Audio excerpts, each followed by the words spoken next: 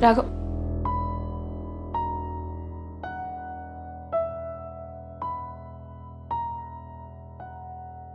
राघव, आपण जे काल बोललो त्याबद्दल तू आनंदीशी काही बोललायस का? हे बघ रवा, तुम्हा दोघींच्या मध्ये मी पडायचं नाही हे मी कधीच ठरवलेलं आहे। आनंदी तुला खूप चांगली मैत्रीण मानते, तरी इतकी मोठी गोष्ट आनंदीपासून तू लपवून ठेवलीस। कारण मी परत आल्यापासून आनंदीला मूल व्हावं ह्यासाठी प्रयत्न करते। माझ्याकडनं ज्या चुका झाल्या त्या सुधारण्याचा प्रयत्न करते, जेणेकरून तिच्या पदरी मूल होईल।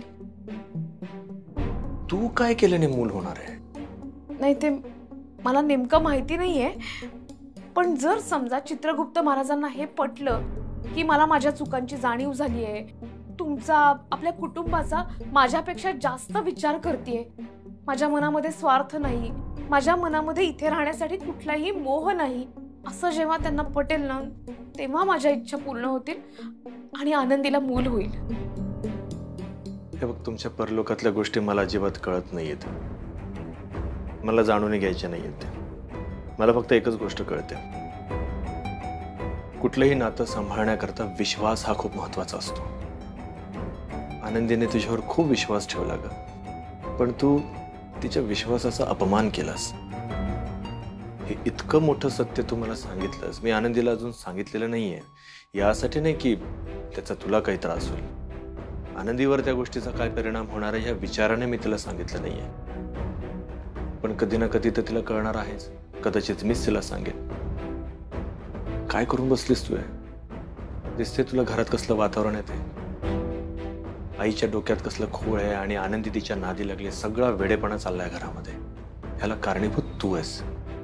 खूप चुकलंय तुझं। भले तू या सगळ्या गोष्टी मला सांगितल्या असशील तरी सुद्धा रमा, तू मला आणि आनंदीला खूप दुखावलंस।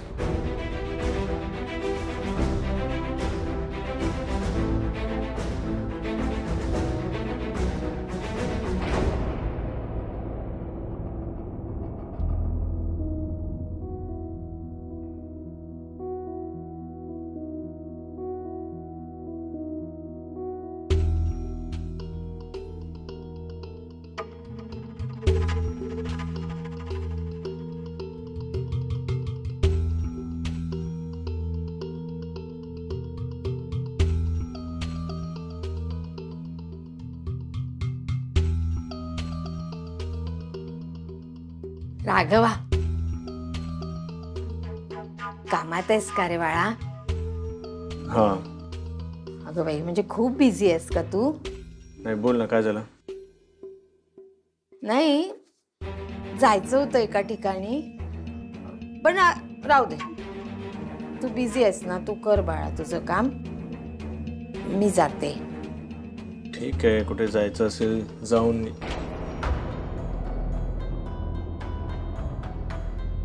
कुठे जायचं?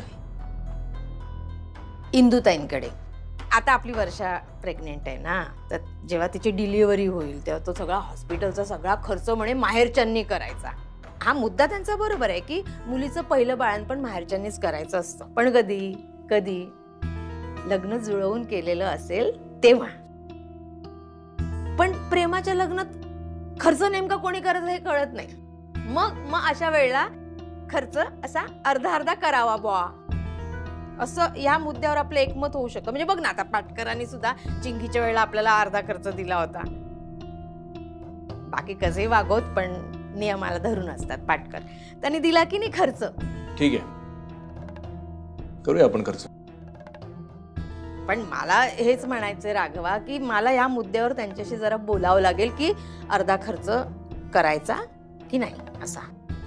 तर मला त्यांच्याकडे जावं लागेल, त्यांच्याशी बोलावं लागेल। जर मी जातेय, आनंदीला सोबत घेऊन जाते। आनंदी कशाला हवी आहे सोबत? ती व्यवस्थित मुद्देसूद बोलते ना, माझं बाई ऐकत नाही कोणी, माझं तोंड फाटकं, म्हणून मग म्हटलं हिला सोबत घेते, ही बरोबर समजावून सांगेल त्यांना आणि होईल सगळं व्यवस्थित। तू फक्त वर्षाला सांगू नकोस, हे अजिबात सांगू नकोस राघवा। काय आहे, तिचं आणि तिच्या सासूचं भांडण झालंय, उगाच त्याचं नव्हतं नको व्हायला। थांब, मी कॅब बुक करून देतो, पटकन जाऊन याल तुम्ही। अरे नको, कशाला?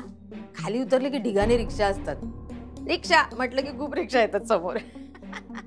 जाऊ आम्ही, थोडं उतरू दे तिला, थोडं पाय मोकळे होतील ना, डॉक्टरांनी सांगितलंय थोडं चाला म्हणून, तर घेऊन जाते मी. तू नको काळजी करू. चल येतो आम्ही. ये.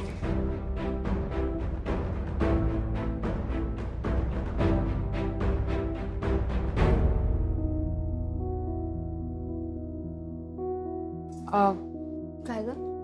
ते पैशांचं पाकिट राहिलंय आई, तुम्ही वा खाली, मी आलेच. लवकर ये. हा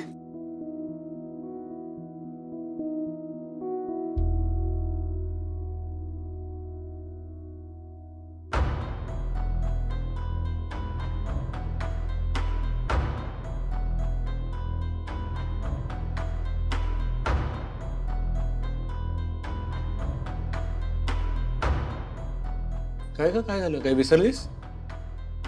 काही विसरले नाही मी, पण तुम्हाला खरं काय ते सांगितलं नाही. इंदू मावशींकडे नाही जाते आम्ही, डॉक्टरांकडे जातो. तुम्हाला काही सांगायचं नाही अशी आईंची इच्छा होती, पण तुमच्यापासून मी काही लपवून ठेवू शकत नाही. मला लपवून काही करायचंच नाही, पण ट्रीटमेंट मात्र नक्की करायची. मला माहिती आहे तुम्हाला भीती वाटते ना, ते साईड इफेक्ट्स वगैरे, पण नीट झाली ट्रीटमेंट, मला मूल झालं तर केवढा मोठा आनंद असेल. माझी इच्छा आहे, मी ट्रीटमेंट करणार, फक्त तुमची परवानगी हवी आहे.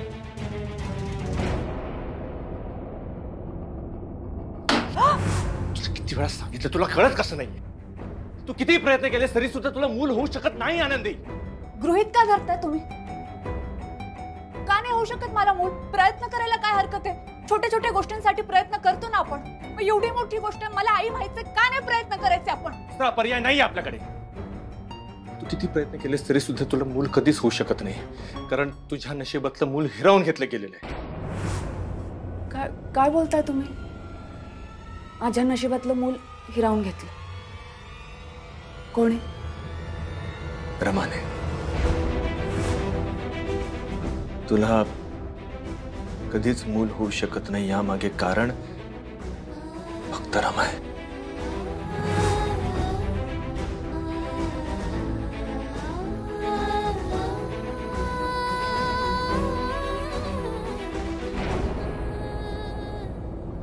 रमाताई,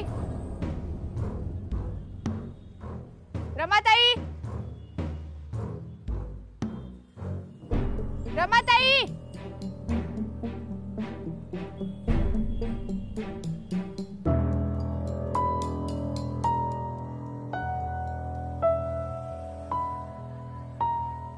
एवढा मोठा आनंद माझ्या आयुष्यातला का हिरावून घेतला रमाताई? ही अपेक्षाच नव्हती मला तुमच्याकडून. आनंदी, ऐकून घे माझं. मी हे सगळं सावरायला चालले. एक मिनिट, मला पुन्हा खोटी आशा नका दाखवा. आपल्या दोघींचं नातं ना चौथीच आहे, पण आपण जेव्हा जेव्हा दोघी एकमेकींसमोर आलो तेव्हा मैत्रिणीसारखं वागलो. मोठी बहीण मानते ना मी तुम्हाला. माझ्या आणि ह्यांच्या नात्यामुळे बऱ्याच वेळा अस्वस्थ झालात ना तुम्ही. प्रत्येक वेळी मी तुम्हाला समजून घेतलं रमाताई. तुम्ही इथून आम्हाला कायमचं सोडून निघून गेलात तेव्हा खूप त्रास झाला. मला खूप आठवण यायची तुमची. मी देवाजवळ रोज तुमच्यासाठी प्रार्थना करायचे की रमाताई जिथे कुठे असतील तिथे त्यांना सुखी ठेव.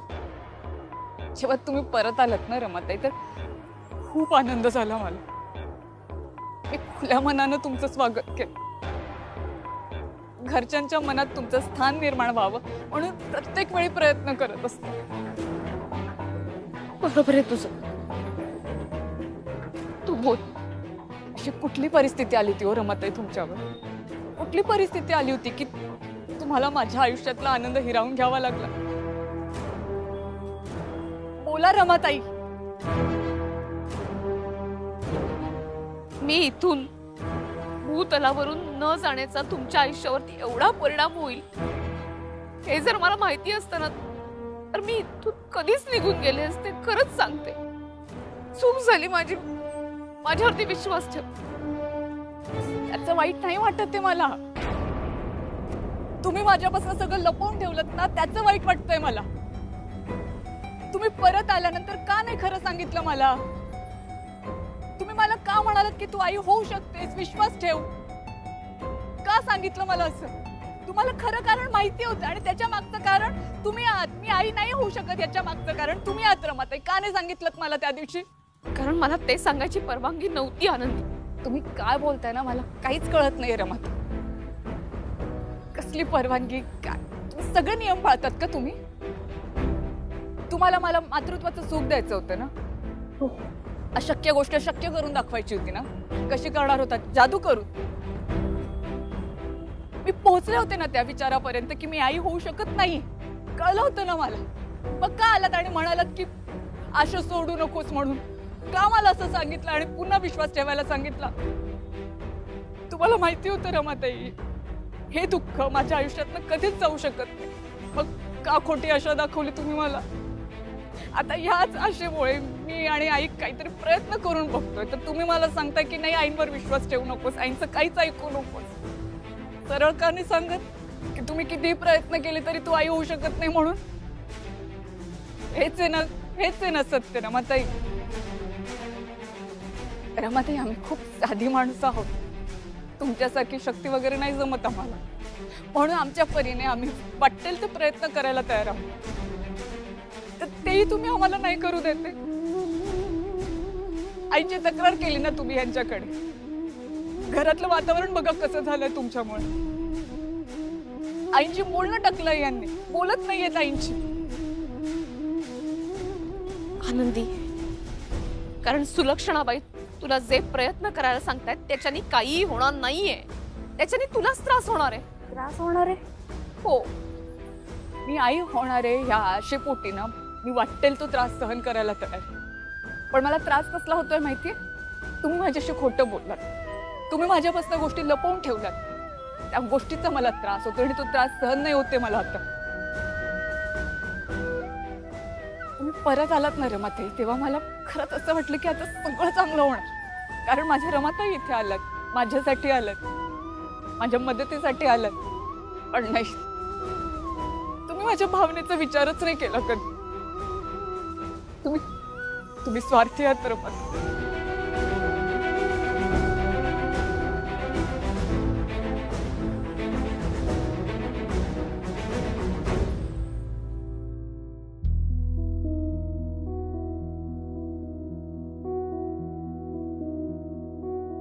आनंदी, आनंदी, आई थांब. काय रे बाळा? अरे पाकिट राहिलं तिचं. मला म्हणाले आई मी पाकिट घेऊन येते. मी खालीच उभी वाट बघत. वर्षाच्या सासूबाईंना नेमकं काय बोलायचं होतं तुमच्याशी? ते गरोदर आहे ना ती, तर मग बाळणपण इथे करायचं का तिकडे करायचं, सासरी करायचं, याच्याबद्दल काहीतरी त्यांना विचारायचं होतं. तर म्हणून असेल असं बोलवलं असेल त्यांनी. फोनवर सुद्धा बोलणं होऊ शकतं ना. फोन लाव, मी बोलतो त्यांच्याशी. कशाला?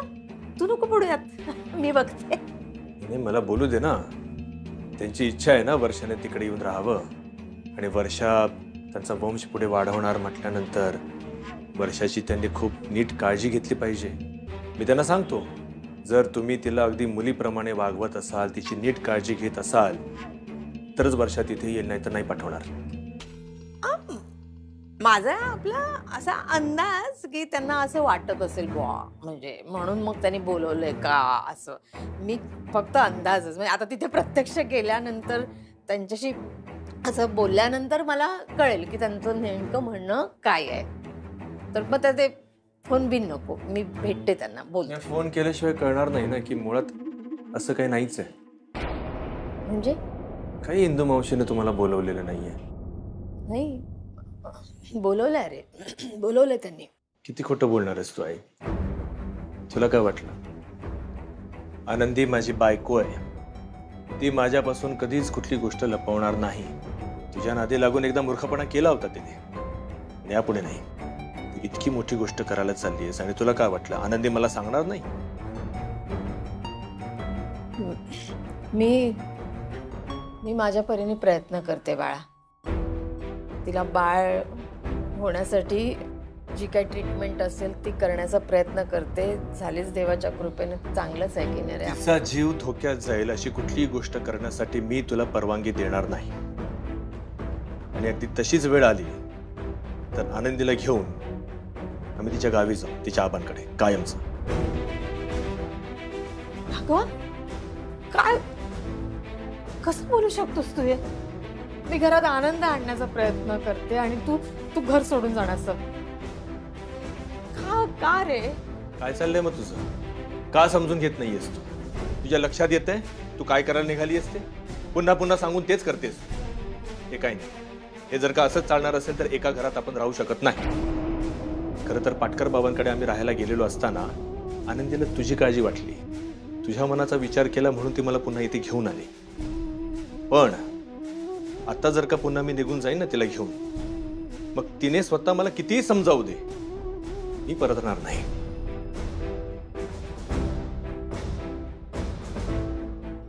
आनंदी कुठे? तो तुझा प्रश्न नाहीये. जा आत्म्या जा आणि जे काय वागलीस ना त्याचा नीट विचार कर. आई आज जा.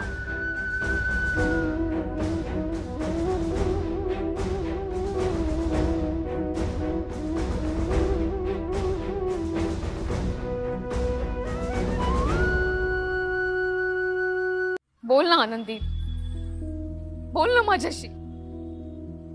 आनंदी, आनंदी,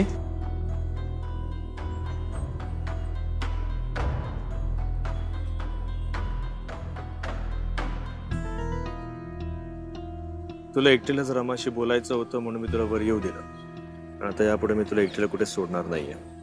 घरी चल, आई घरी आली आहे. पण माझे आता आईंना काय सांगू? आई वाट बघत असतील तेव्हा माझी. तुला कोणाला काही सांगायची गरज नाहीये आनंदी. पुढे आता नको इतर कुठल्या गोष्टींचा विचार करू. हा इतका मोठा धक्का आहे तुझ्यासाठी, मी समजू शकतो. चल. आनंदी, आनंदी, मी हे सगळं मुद्दाम नाही केलं. तुला वाटते तेवढी स्वार्थी नाहीये ग मी. मला फक्त भीती वाटत होती की तू कायमचं माझ्याशी बोलणं टाकशील. मला या सगळ्याचं प्रायश्चित्त हवं होतं. तुझ्या आयुष्यात तुला हवा असलेला आनंदाचा क्षण मला द्यायचा होता. खरंच मुद्दाम नाही केलंय काही.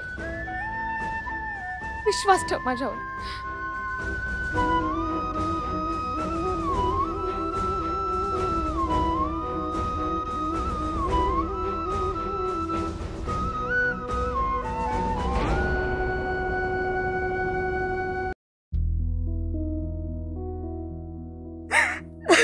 आनंदी, शांत हो.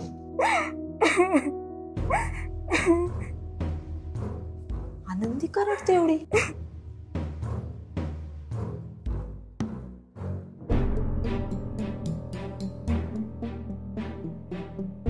राघवला सांगितलं इथपर्यंत ठीक आहे, पण हिला एवढं रडायला काय झालंय? राघव रडला की काय हिला? की ओरडू नये म्हणून ही नाटक करतेय? आनंदी, का ग बाळा रडतेस? बाळा, मी तुझ्या चांगल्यासाठीच करते की नाही. तुला नव्हतं डॉक्टरांकडे यायचं, तुला नव्हतं राघवशी खोटं बोलायचं, तसं सांगायचं ना मला. मी तुझ्यावर जबरदस्ती केलेली नाही ग बाई. सांग सांग तसं राघवला सांग. आई, आपण ह्यावर आता बोलूया नको. नको बोलूया म्हणजे? अरे बोललं पाहिजे ना. तिला ट्रीटमेंट करायची आहे. अरे तिला बाळ हवंय, तिची इच्छा आहे ती. विचार तिला, बाळ तुला हवंय ना, बाळ हवंय ना राजा? करून घ्यायचे की नाही तुला ट्रीटमेंट? तिच्या आनंदाचा विचार कर ना. तुला व्हायचंय नाही?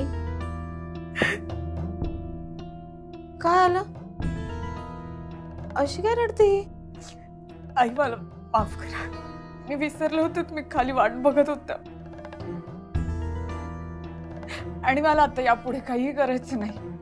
काही नाही करायचंय, मला ट्रीटमेंट नाही करायची, कारण काही उपयोगच नाही. म्हणजे आता ट्रीटमेंट केल्याशिवाय कसं कळणार तिचा उपयोग होतो की नाही होत ते? काही उपयोग नाही. माझ्या नशिबात बाळच नाही आई, कारण ते माझ्याकडनं हिरावून घेतलं गेलं. मी सांगते, मी सगळं सांगते तुम्हाला. आनंदी, आनंदी शांत हो, तू शांत हो. आई तू पण काय बोलू नको, तू चल बेडरूम मध्ये चल.